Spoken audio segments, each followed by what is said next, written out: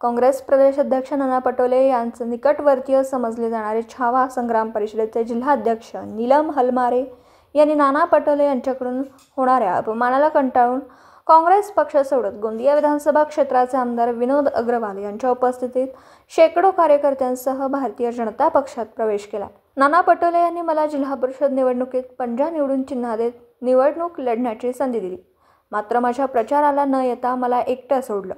ज्या पक्षात गेली 20 वर्ष मी निष्ठेने काम केलं, तर नाना पटोले यांची छावा संग्राम परिषद वाढवण्यास मदत केली, तरी देखील नाना पटोले यांनी मला कधीही साथ दिली नाही।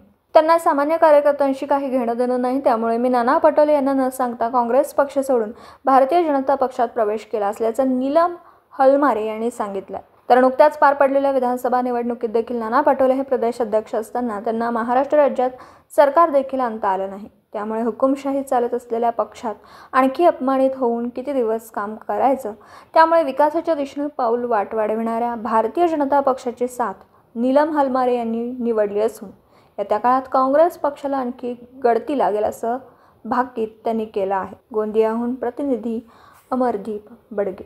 काय म्हणाले, नानांची काय प्रतिक्रिया होती?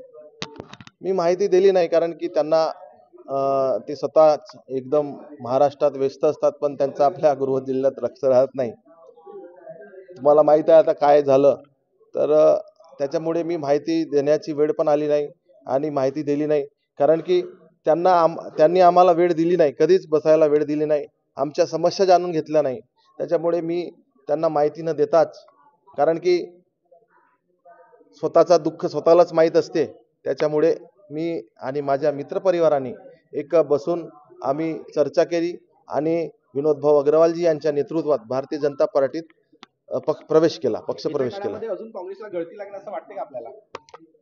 आता नक्कीच तुम्ही बघत आहात की जास्त नाही, पण ह्या 15-20 दिवसात 1-1.5 महिन्यात अजून काँग्रेसचे लोक आमच्या भारतीय जनता पार्टीत येतील।